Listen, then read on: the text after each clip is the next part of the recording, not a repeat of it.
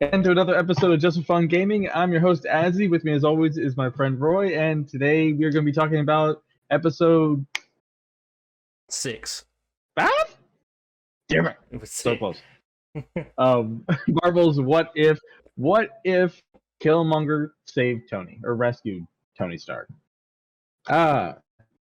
So effectively, this is an episode that is set during Iron Man 1, after Tony had just demonstrated the Jericho missiles and his convoy was attacked by the Ten Rings. But but just at the moment when the one missile would actually explode near him, causing him to receive the shrapnel and be captured by the Ten Rings, who comes out of nowhere and saves him but Killmonger by literally footballing that grenade off into the distance, saving his life and earning Tony Stark's patronage and friendship, per se. And it kind of goes on from there, showing Killmonger very much manipulating Tony and to exactly what he wanted from his appearance in the actual movie, to infiltrate Wakanda, to essentially get what he thinks he deserves and steer Wakanda towards his ultimate goals. It's funny, but the criticism that you had, Roy, for the first episode, I have for this one, because rather than taking us to the moment of his triumph and then showing us where he actually wanted to go from there, it felt like this was a episode of spinning wheels, kind of doing the exact same things that he effectively did in the movie, just flavored differently. And while, technically Iron Man's not here and Rhodey gets sacrificed, it doesn't really feel like a lot changed about it. Hopefully this will finally get people to stop sitting there and saying, sympathizing with Killmonger. He was a horrible person. But it's funny. Yeah, I'll say you didn't want to talk to me first about this episode, because I'm gonna say this. I don't give a damn. This is the worst episode I ever seen. I thought zombies was bad, but man, I can't. I don't know. Maybe it's just like the whole Black Panther storyline. I'm just not into. I don't care for these characters. It's just not attracting to me. Even with the Marvel Avengers game, Black Panther DLC, I'm not totally into it. Now I give credit for the voice cast. It was phenomenal. Besides Tony Stark. I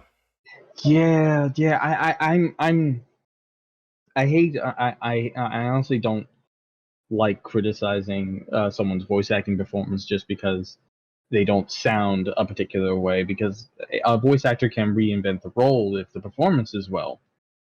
I mean, for real, I see but they people did, on I felt like they TikTok did a a lot pretty good better. job of finding a lot of really great sound-alikes for a lot of the characters whose original actors didn't reprise their roles, like Chris Evans and Steve Rogers. The guy that they got to voice Steve Rogers in the What If episode sounded very, very close. This one, yeah, I wasn't feeling this episode. I'd say this might be the shortest What If review we might have. Be like, yeah, Killmonger, threw that rocket into the distance. That was it. Well, I'd say killed T'Challa, became the Black Panther, and basically had the same moment with like Thanos and Gamora. Young Gamora's like, was it worth it, brother? Yeah, and go ahead. Not to mention, Killmonger knew in the movie who was responsible for his dad's death, but he didn't try to kill King T'Chaka. I thought that was weird. It left it all in this like weird note where it's just like the bad guy wins. Well, I mean, it ended off of a semi cliffhanger where God, can't remember these kids. Pepper. Well, no, he plays. Pepper. And and why was Shuri like 9 now? Because it didn't complete. Since he'd been okay. He didn't become Iron Man. The timeline wise, it didn't. Okay. Now that makes a little bit more sense to me. I guess I was thinking about it in the same like point in time it would have been for Black Panther itself, not for the first Iron Man movie. Forgot. Kudos to Michael B. Jordan for reprising his role as Killmonger for the animated episode, and I like how they even are able to fit in his love for anime in there by making a reference to Gundam. But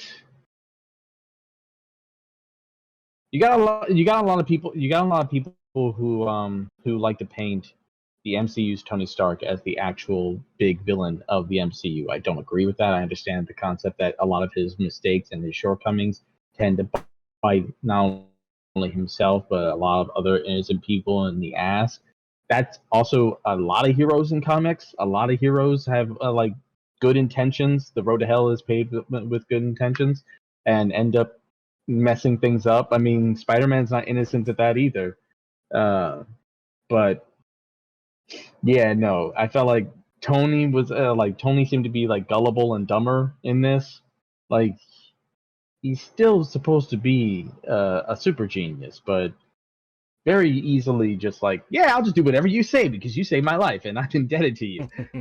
You're like, oh, I'll make anything. Like, yo, he's too gullible. He's just. Yeah, I just did not like this episode. It's like this was the actual. It required a lot of people to be gullible. Yeah, and like it was one of those storylines where the villain just like skates through everything because he's just that smooth of a talker, where everyone is just that gullible. Like this episode, I only watched once. I didn't even bother to watch it again. I was just like, I was not even feeling this episode. Like, let's move on to the next. Just like my zombies episode, I was like, oh, but at least that one was more entertaining. This was just talking. Like you just Killmonger bribing people, but like, yeah, I didn't do this. I didn't kill Tony. I didn't kill Black Panther. I don't need that. Just give me some more action. And then he, in the last fight at the end, Wakanda forever. Like, man, shut your ass up, you fake ass. And yeah, the line delivery on the Wakanda forever felt wrong. Maybe that was on purpose that it sounded that way, but it just didn't. It sounded hollow. It was hollow, so perhaps that was the point. Wakanda forever. What? Wakanda forever. But, but yeah, no. I feel like if their avenue was to show where like what if Killmonger actually won, I want to see what he would do after he won, not him winning. He won pretty much in Black Panther before the heroes effectively came back. And while granted, I didn't want to watch the promo for the other half of the season, I did see in the mid-season screens credit. of it, and and there is. It seems like there is going to be a continuation from there. So perhaps this is very much like the half of the episode that we're getting, or the half of the story that we're getting. So maybe we'll feel a little bit better when we actually have the full picture. Yeah, because till then, though, we can only judge it based on what we got, and I'd give this episode 6. Fuck that! I'm giving this a 4. Like if you I said you can't make me rewatch this, man. Very short. Sorry, it's a very short episode. We didn't like it. Short, bittersweet, and to the point. But what did you think of this episode? Drop a comment down below. Hit the like button. Subscribe. Find out when we're going to be hitting up doing anything else by hitting that bell notification. And we'll see you next time. Thank you so much for watching. Peace. Deuces. Wakanda forever!